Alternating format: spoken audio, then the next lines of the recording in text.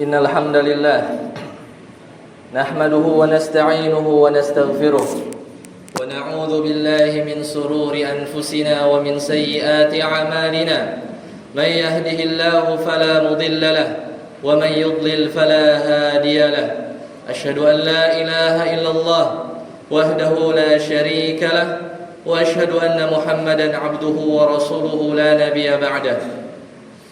قال الله تعالى في القرآن الكريم أعوذ بالله من الشيطان الرجيم يا أيها الذين آمنوا اتقوا الله حق تقاته ولا تموتن إلا وأنتم مسلمون يا أيها الناس اتقوا ربكم الذي خلقكم من نفس واحدة وخلق منها زوجها وبث منهما رجالا كثيرا ونساء واتقوا الله الذي تساءلون به والأرحام إن الله كان عليكم رقيبا يا أيها الذين آمنوا اتقوا الله وقولوا قولا شديدا يصلح لكم أعمالكم ويغفر لكم ذنوبكم ومن يطع الله ورسوله فقد فاز فوزا عظيما أما بعد فإن أصدق الحديث كتاب الله وخير الهدى هدى محمد صلى الله عليه وسلم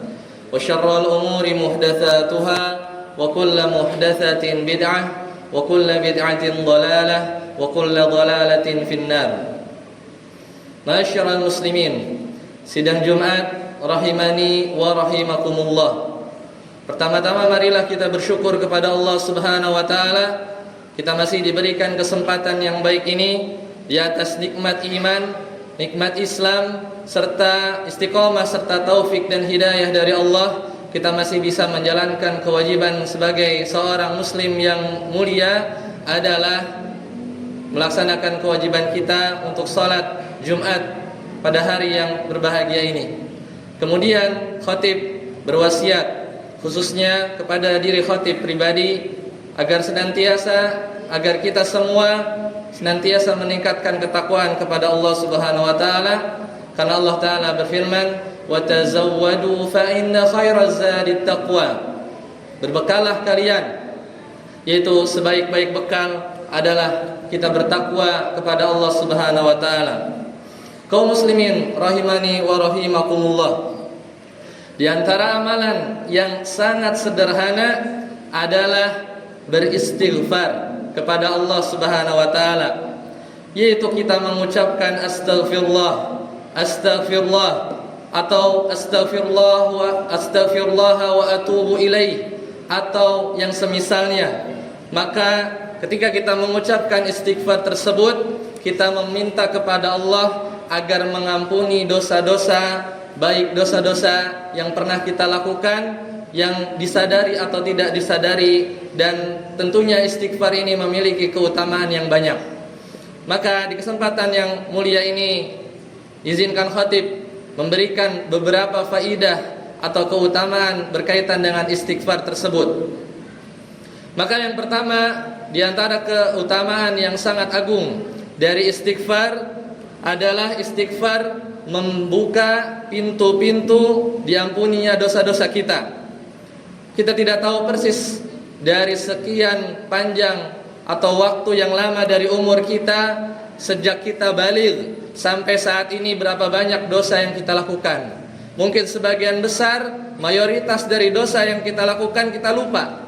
Kita lupa apa saja dosa yang pernah berkaitan kepada Allah Subhanahu wa taala, atau kita memiliki kesalahan kepada yang berkaitan dengan orang lain, kita tidak tahu secara detail. Namun malaikat yang senantiasa mencatat di sisi kita tahu semua apa yang telah kita perbuat dari kekhilafan yang telah berlalu.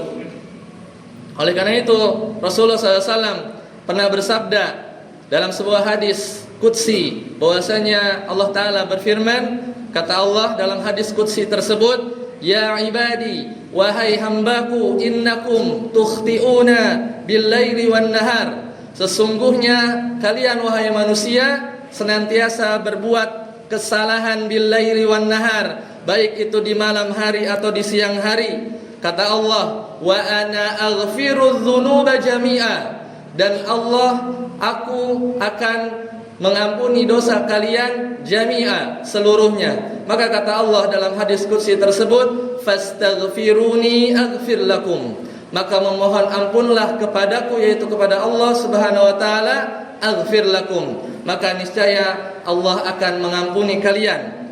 Maka telah menjadi sunatullah bahwasanya manusia pasti banyak melakukan dosa. Kata Nabi SAW, kullu bani Adam khata', setiap anak keturunan Adam senantiasa melakukan kesalahan. Makanya digunakan lafaz khata', yaitu yang sering sekali salah. Yang salah dan yang celaka tentunya adalah orang yang sadar bahwasanya dia berdosa namun enggan meminta ampun kepada Allah, enggan bertobat kepada Allah Subhanahu wa taala. Di antara keutamaan yang mulia dari istighfar yang kedua adalah istighfar suatu amalan yang biasa dilakukan oleh orang-orang beriman. Ini yang perlu kita perhatikan, bahwasanya istighfar bukan hanya milik orang yang selalu berbuat dosa.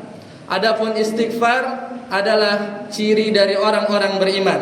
Bahkan kita tahu Nabi Muhammad SAW yang beliau telah diampuni dosa yang lalu, bahkan dosa yang akan datang.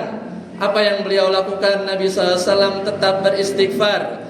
Nabi Muhammad SAW tetap bertaubat kepada Allah Subhanahu wa taala. Dan Nabi SAW pernah menyebutkan dalam satu hadis yang sahih bahwasanya beliau pernah bersabda, wallahi, kata Nabi, demi Allah, inni la astaghfirullah, sesungguhnya aku benar-benar memohon ampun kepada Allah, wa atubu ilaih, dan juga aku meminta taubat kepada Allah, fil yaum, dalam satu hari, aktsara min 70 marrah, itu lebih banyak, bukan sama dengan, namun lebih banyak daripada 70 kali dalam sehari. Wa fi riwayatin ukhra, dan dalam sebagian riwayat mi'ata marrah, yaitu minimal 100 kali. Maka kalau kita melihat diri kita, yang tentunya kita bukan nabi ataupun wali atau dikatakan orang saleh, namun kita sering berdosa, maka sudah selayaknya kita lebih sering lagi dari Nabi SAW dalam beristighfar dan bertaubat sebelum ajal menjemput kita, yang kita tidak tahu kapan kita akan wafat atau diwafatkan oleh Allah Subhanahu wa taala. Dan yang menarik bahwasanya kenapa ciri istighfar merupakan ciri dari orang-orang beriman? Perhatikan ketika kita selesai salat, ketika kita selesai salam, assalamualaikum warahmatullahi wabarakatuh, assalamualaikum warahmatullahi wabarakatuh, maka apa yang kita ucapkan pertama kali? Astaghfirullah. Astaghfirullah. Astagfirullah ini menunjukkan bahwasanya tidak hanya kita beristighfar ketika kita sadar bahwasanya kita berbuat dosa, namun ketika kita selesai dari melaksanakan ibadah atau amal kebaikan yang di situ adalah amalan soleh, maka kita juga tetap meminta ampun kepada Allah sebagai wujud kita bertawakal dan juga sebagai wujud kita takut kepada Allah dari apa yang kita perbuat dari amalan soleh tersebut. Allah menerima amalan tersebut. Jangan sampai dosa-dosa yang kita perbuat menutupi, menghalangi amalan soleh sehingga amalan soleh tersebut tidak Allah terima. Wallahu alam. Kemudian yang ketiga, di antara keutamaan istighfar tentunya adalah dengan istighfar akan membuka rezeki seseorang. Ada kisah yang menarik. Ketika itu di zaman Al-Imam Al-Hasan Al-Basri rahimahullah, bahwasanya beliau adalah seorang ulama dan beliau ditanya oleh seseorang atau beberapa orang berkaitan beberapa permasalahan. Singkat cerita, orang pertama mengadukan kepada beliau Al-Imam Al-Hasan Al-Basri rahimahullah tentang bahwasanya beliau atau seorang ini mengadu bahwasanya dia mengalami kemiskinan atau rezeki yang dia dapatkan itu tidak cukup untuk kebutuhan sehari-hari. Maka apa jawab Imam Al-Hasan Al-Basri tersebut rahimahullah? Beristighfarlah. Kemudian datang orang yang kedua, bahwasanya dia mengeluhkan yaitu permasalahannya dia tidak kunjung dikaruniai oleh seorang anak. Maka kata Al-Imam Al-Hasan Al-Basri, beliau juga menjawab dengan jawaban yang sama, yaitu beristighfarlah kamu. Kemudian orang yang ketiga dengan membawa permasalahan yang berbeda, lagi-lagi mengadukan tentang sulitnya hidup, bahwasanya di kampung halamannya itu terjadi kekeringan yang sangat dahsyat. Maka Al-Imam Al-Hasan Al-Basri rahimahullah menjawab dengan jawaban yang sama, yaitu beristighfarlah kamu. Maka murid-murid beliau, yaitu murid-murid Al-Imam Al-Hasan Al-Basri bertanya-tanya, mengapa engkau didatangi dengan 3 orang yang berbeda permasalahannya, lantas engkau jawab dengan jawaban yang sama, yaitu engkau suruh mereka semua untuk beristighfar. Maka Al-Imam Al-Hasan Al-Basri menjawab, kata beliau, tentunya jawabanku itu bukan berdasarkan pemikiranku, namun Allah Subhanahu wa taala berfirman dalam surat Nuh ayat 10 sampai 12, kata Allah, A'udzu billahi minasyaitonir rajim, faqultu astaghfiru rabbakum innahu kana ghaffara.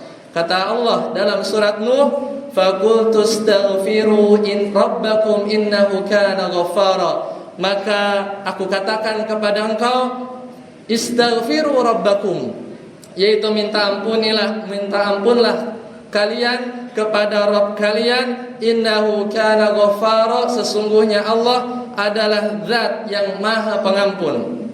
Maka Allah melanjutkan dalam firman-Nya, yursilis samaa'a 'alaikum midrara. Maka ketika kalian meminta ampun, kata Allah dijawab, yursilis samaa'a 'alaikum midrara. Maka Allah akan menurunkan hujan dari langit midrara, dengan hujan yang lebat. Kemudian Allah juga melanjutkan, wa yumdidukum bi amwalin wa banina wa yaj'al lakum jannat. Dan Allah menjawab pula bagi orang yang beristighfar kepada Allah, wa yumdidukum bi amwalin, dan Allah akan karuniakan kepada kalian harta, wa banin, dan juga Allah akan karuniakan kepada kalian anak-anak, wa yaj'al lakum jannat, dan Allah akan jadikan bagi kalian yaitu surga jannah, wa yaj'al lakum anhara, di mana dalam surga tersebut terdapat sungai-sungai yang mengalir indah. Itulah jawaban Al-Imam Al-Hasan Al-Basri, bahwasanya barang siapa yang beristighfar maka akan dimudahkan dari sisi rezeki. Yang tidak memiliki anak akan Allah karuniakan anak, dan yang mengalami kekeringan Allah akan berikan hujan yang lebat. Maka yang terakhir, di antara keutamaan istighfar yang patut kita renungi adalah istighfar tentunya akan menjadi tabungan amalan di akhirat kelak. Kata Nabi SAW, Dalam hadis yang sahih diriwayatkan oleh Imam Ibnu Majah, An-Nasa'i dan Al-Imam At-Tabrani, kata beliau Rasulullah SAW berkata, tuba, yaitu sungguh beruntung, tuba liman wajada fi sahifatihi, yaitu beruntung orang yang mendapati nanti di buku amalan catatan di akhirat kelak, liman wajada fi sahifatihi istighfaran katsiran, yaitu catatan istighfar yang begitu banyak. Catatan istighfar yang begitu banyak. Maka istighfar sekali lagi adalah amalan yang sangat mulia, yaitu amalan yang bisa kita lakukan, ucapkan dalam kondisi apapun, kecuali pada tempat-tempat yang dilarang oleh Allah untuk mengucapkan kalimat-kalimat zikir, semisal di kamar mandi atau tempat-tempat yang tidak selayaknya. Maka jadikan lisan kita itu lebih ringan untuk beristighfar, dan mudah-mudahan Allah senantiasa karuniakan kepada kita taufik untuk sadar bahwasanya kita banyak kesalahan dan setiap anak Adam pasti bersalah. Namun yang celaka adalah ketika dia sadar dia banyak berdosa, namun dia enggan untuk mengucapkan, atau lisan mereka berat untuk beristighfar dan bertaubat kepada Allah Subhanahu wa taala. Semoga yang telah disebutkan di khutbah yang pertama ini dapat memotivasi kita semua untuk senantiasa memperbanyak istighfar. Amin. Barakallahu li wa lakum fil Qur'anil azim wa nafa'ani wa iyyakum bifihi minal ayati min dzikril hakim. Aqulu qawli hadza astaghfirullahal azim li wa lakum wa lisairil muslimina wal muslimat fastaghfiruhu innahu huwal ghafurur rahim.